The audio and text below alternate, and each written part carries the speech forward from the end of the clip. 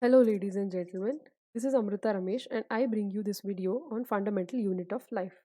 This is a chapter from class 9 CBSE Biology. So, before we move on, I would like to tell you that all these videos are available in Tamil as well. You can kindly uh, share it with your friends and relatives who prefer an explanation in Tamil.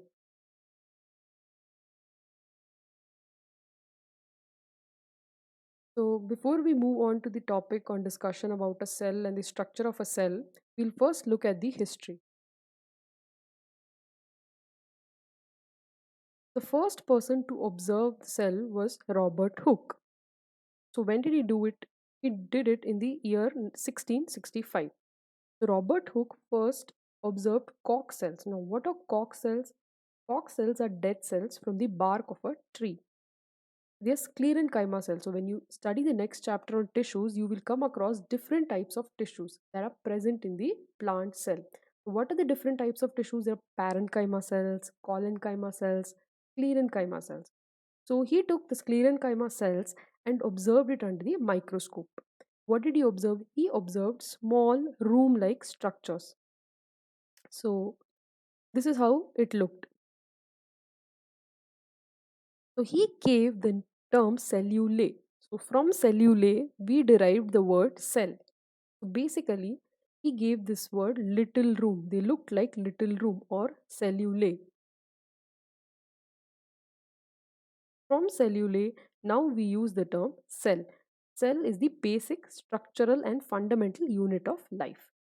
Now, after that, in the year 1674, Anton van Leeuwenhoek, he observed living cells. So how did he observe it? He observed a pool of water. So there was a pool of water that was collected outside his house due to heavy rain. So he got a little interested in it and he took that little sample and observed it under the microscope. Now, what did he observe in it? He observed some moving creatures. Something was moving inside the microscope. So he termed it as animalcules. So he used the word animalcules. Animalcules means something moving. He later went on to observe protozoans, bacteria, RBCs, sperm cells, and many other cells. Next, in the year 1838, we have Matthias Schleiden. So, what did Schleiden observe? Schleiden observed plant cells. Okay, he observed specifically plant cells and concluded that all plants are made up of cells. Okay, now this he observed and he said that these inside the plant, when you look at it under the microscope, you observe some similar structures. So, that is why he concluded that all plants are made up of cells.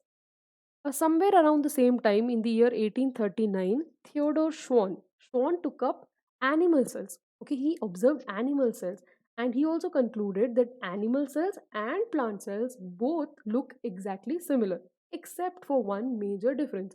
What is that major difference? That animal cells do not have cell wall.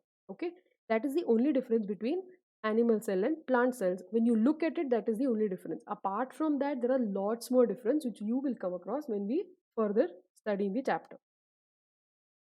So after that, later in the year 1855, we have Rudolf Virchow, who stated that all cells come from pre-existing cells. Now, what is this concept that all cells come from pre-existing cells? It is the concept of cell division. So what we're trying to explain here is one cell will give rise to two daughter cells. And how does it happen? Because of cell division. So parent cell is there. A parent cell will divide into two daughter cells. So first the nucleus will divide. Later the cytoplasm will also divide. And then we have two daughter cells. Now, we know who discovered it, how they did it, but we are still not clear how exactly were they able to observe all these tiny creatures. Okay, so how did they see it through the naked eye? No, they did not see it through the naked eye. They had to use a special instrument for that. And what is that special instrument? It is a microscope. Now, first of all, we should know why we are supposed to use a microscope. Okay, because the average size of all these cells is very, very small. Now, how small is the question? Okay, It's about 10 micrometer to 100 micrometer. Now, if you take the example of a plant cell or an animal cell, it is 10 micrometer to 100 micrometer in size. Now, if you take the example of a bacterial cell, it is 3 micrometer to 5 micrometer. Now, if we convert this 3 micrometer or 5 micrometer into centimeter, you will see that it's 0.003 centimeter. Okay, or if you take the example of a plant or animal cell, it is 0.01 centimeter. Now, let's see the example how small, or let's try to imagine how small this 0.01 centimeter is. Now, we have a 15 centimeter ruler. Everybody would have seen a 15 centimeter ruler, isn't it? So, this 1 centimeter, we know it's 0, this is 1. Okay. Now 0.01, how do we get 0.011 divided by 100? Okay, so 1 divided by 100 will give us what? 0.01. Okay. Now this is 1 centimeter. Now we have to divide this into 100 parts. Okay, if we draw 100 lines in between this one stretch of line, we will get 0.01 centimeter, which is very, very extremely tiny. So this is not at all possible for us to see through the naked eye without using any other aid. Okay. So what is the maximum size visible to the naked eye? It's just zero point 0.1 millimeter or 0.01 centimeter maximum. This is also slightly difficult to view. Okay. So therefore we need a microscope to view such a small organism or small structures. It's a microscope. Okay, micron, anything that is very, very tiny, we have to use a microscope to view it. Now, how exactly was the discovery of microscope done, or how the microscope has developed? Okay, from earlier, okay, when these scientists were there, how was a microscope when they used it? What kind of a microscope was present at that time? Okay, and now what is the microscope that we use? What is the difference? Now, if you see here, this is Hooke's microscope. This is how Robert Hooke used it. Now this is the eyepiece. Okay, this is the eyepiece. What does an eyepiece mean? Through this hole, you will be able to see the organism. And where is the organism placed? Here. This is the specimen holder. Specimen holder. Specimen holder is nothing but to hold the sample. And this is the tube through which you will see. Now this is Hooke's microscope, and this is Anton van Leeuwenhoek's microscope. Now he will also see it from here. He will place it on this side and see through this hole. This hole has a objective lens. It has a lens. It has a piece of glass. And here through this you will see the organism or a sample or whatever you're using.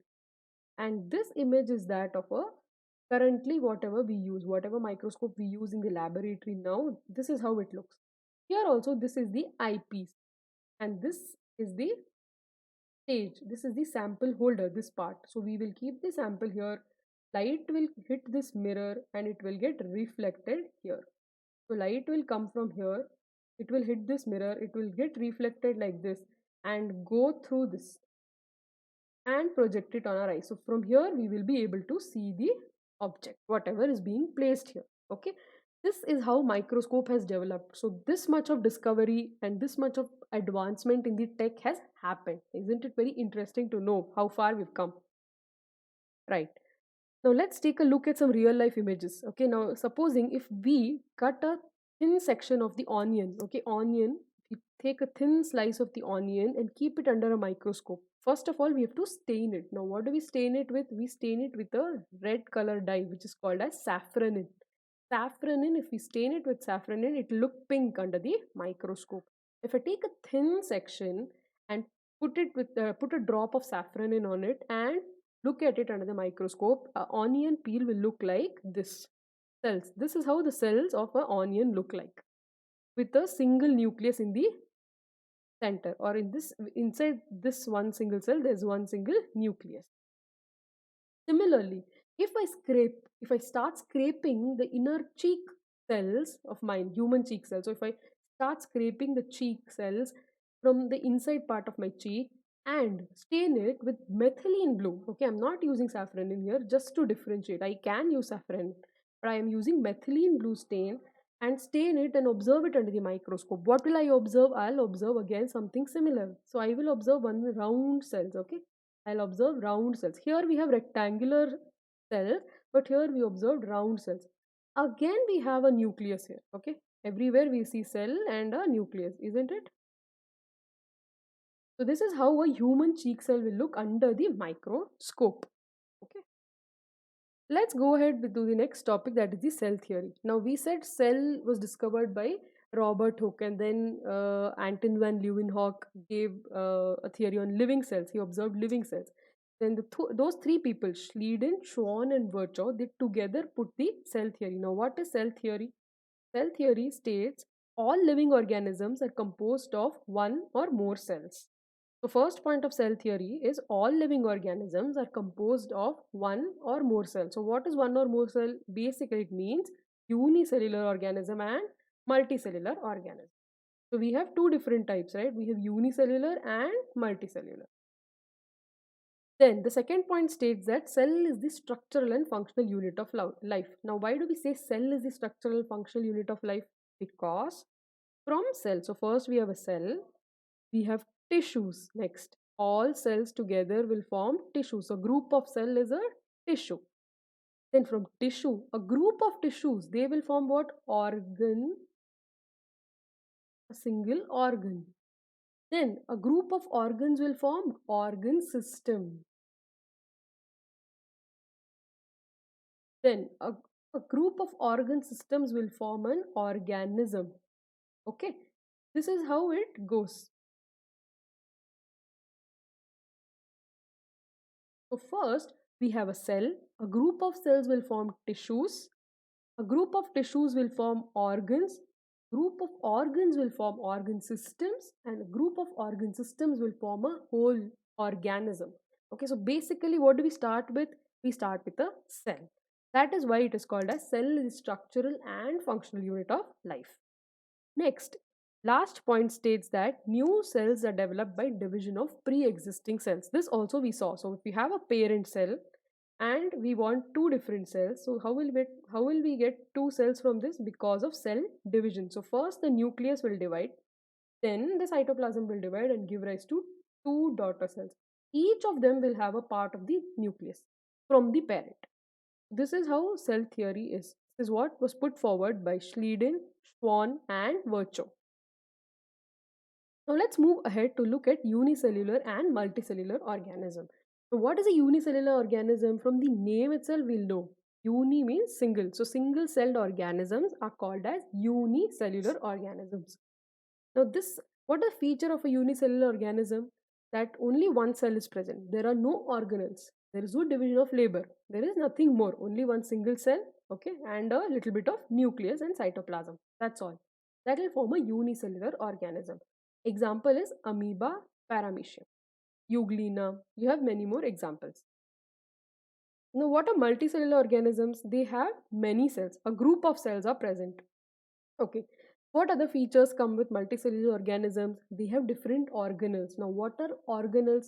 Organelles are membrane bound structures. They have specific functions to perform. Okay. Every organelle, like I said, when we have, when probably, take the example of a school itself. Okay. In school, you have different departments, okay, functioning. So each department will do its own work, right? Similarly, in our body, we have different organ systems which perform different functions, like the circulatory system. Circulatory system will do what? Pumping of the blood. Similarly, the kidney. Kidney will do the urine filtration. Okay, blood filtration into urine. Then what else the digestive system will do? Digestive system will do digestion of food. So similarly, in a multicellular organism, there are different organelles in a cell. Inside the cell, there will be different organelles, and each organelle will perform one function. Okay. What else is there? All multicellular organisms are obtained from single cell. Like we said in the previous slide, cell division, the concept of cell division will come into picture here. Okay. What are the examples? It's fungi, plants, animals. So if you look here in this diagram, you have a multicellular organism. What is present inside the cell? There is a nucleus, nuclear membrane. Okay. Then you have a little bit of cytoplasm. This is the endoplasmic reticulum, rough endoplasmic reticulum, and smooth endoplasmic reticulum. This is the mitochondria.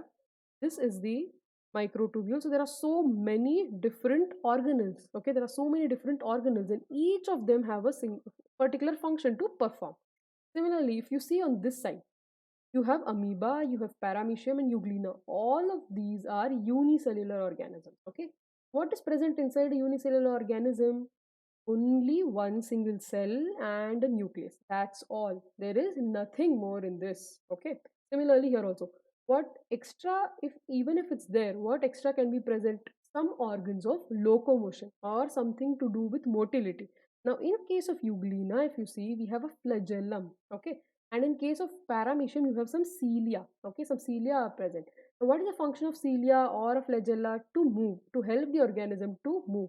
And in case of amoeba, there is a pseudopodia. What else unique feature of amoeba is, or unique feature of unicellular organism is, they have some vacuoles. Now they have food vacuoles, they have contractile vacuoles. What is the function of a food vacuole? It will help in digestion of the food. And what is the function of contractile vacuole? It will help in excretion of the food. So this is what a unicellular organism's structure is. And how does a division happen? There's a parent cell, there is a, so what happens, parent cell is there, nucleus is there. So first the nucleus will divide, and then the cytoplasm will divide, and it will give rise to two daughter cell. This is how the simplistic organization of a unicellular organism is. There is no complexity involved here. Okay, next, so one important thing to note here is, how does amoeba take its food? Okay, how does it take? It will take in food. So this is an amoeba. So if supposing there is a food particle here, this is a nucleus, what will happen? It will extend the plasma membrane and take in the food. So this is the extension. This extension is called as pseudopodia. Okay. This is how an amoeba engulfs the food. This process is called as endocytosis. Okay, this process is called as endocytosis. Now let's move ahead to the next part, where we will discuss about prokaryotes and eukaryotes. Now, what are prokaryotes? Prokaryotes are primitive organisms. One very important feature about prokaryotes is that they do not have a true nucleus. Now, first of all, what is a true nucleus? True nucleus is when a cell is there, there is a nucleus, but there is no membrane. There is no membrane covering the nucleus. Ideally, there should be a membrane to cover the nucleus. We call it as a nuclear membrane. But all those organisms which do not have a nucleus covered by a nuclear membrane, we call those as prokaryotes, prokaryotic organisms. So what do we call them as? There is a nucleoid region. We don't give the term nucleus, but nucleoid. Okay, nucleoid is the term that is given. There is no nucleus. We don't call it as a nucleus. So if this is a cell, this is the genetic material. That's it. It is lying naked in the cytoplasm. There is no covering. There is no specialized region there. Okay, there is no region. There is no covering. There is nothing like that. It is just like that lying in the cytoplasm. So that is what is a feature of a prokaryote. The next feature is that cell organelles are absent. Like I told you, what is the function of a cell organelle? Each cell organelle will have its own function. Each will help the cell, okay, to perform a particular function. The cell alone will not be able to do. But in the case of prokaryotes, cell organelles are absent. We do not have cell organelles at all. So the single cell will be performing all the functions. Almost all of the functions will be performed by that particular single cell. Okay. Example. What is the example of a prokaryote? It's a bacterial cell. Okay. Bacteria. Bacteria will come under prokaryotes. Okay. Next, let's move on to eukaryotes. What are eukaryotes? Eukaryotes are those organisms which have a true nucleus, like I told you here. This example. This cell is a eukaryotic cell. Now, if you see, this is the nucleus, right? This is the nucleus, this is the nucleolus. The nucleus is covered by a membrane. Okay, there's a membrane outside. That is how we identify. Okay, nucleus is present, nuclear membrane is also present. Okay, so this is when we call it as a eukaryotic cell.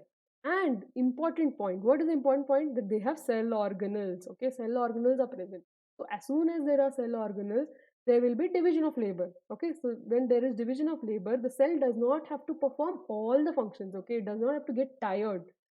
Every organelle will contribute. Okay, every organelle will perform one function, and that is how it will help the cell in performing the functions. Okay, the cell alone will not do anything alone. All alone, it does not have to stress itself. Now, what is the example of so in case of eukaryotes, you have two different types, unicellular and multicellular. So one more thing you have to remember with respect to prokaryotes is that there are no multicellular prokaryotes. They are all single celled, okay, single celled organisms. There is no multicellular prokaryotes available or not available. They are not present in the nature. Okay, so you can't find multicellular organisms in nature. Okay, eukaryote, but you take the case of eukaryotes, you have unicellular also and multicellular also. Okay, so unicellular eukaryote example, if they ask you, it's protists, and multicellular eukaryotes, you have to say plants, fungi, and animals.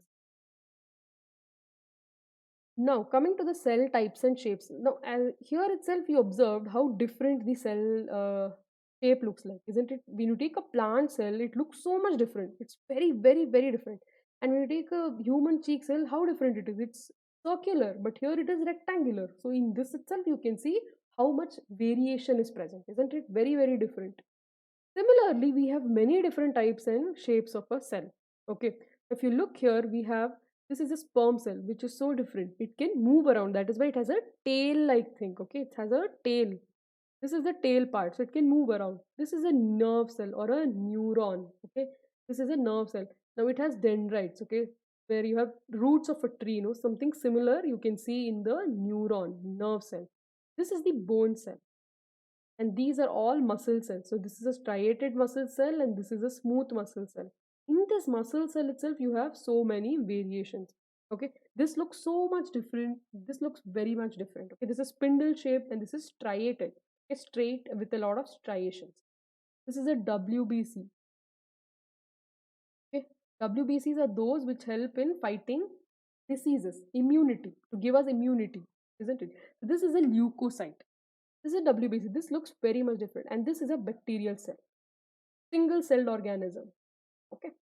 This is how variations are present. Okay. This is how varied, okay, cell types and shapes are. So this brings us to the end of this video lecture. Hope you liked it. Thank you so much for listening. And do share it with more of your friends and relatives. Okay? And secondly, if you have any doubts, queries, suggestions, feedbacks, okay, kindly drop a message in the comment section below. Thank you so much.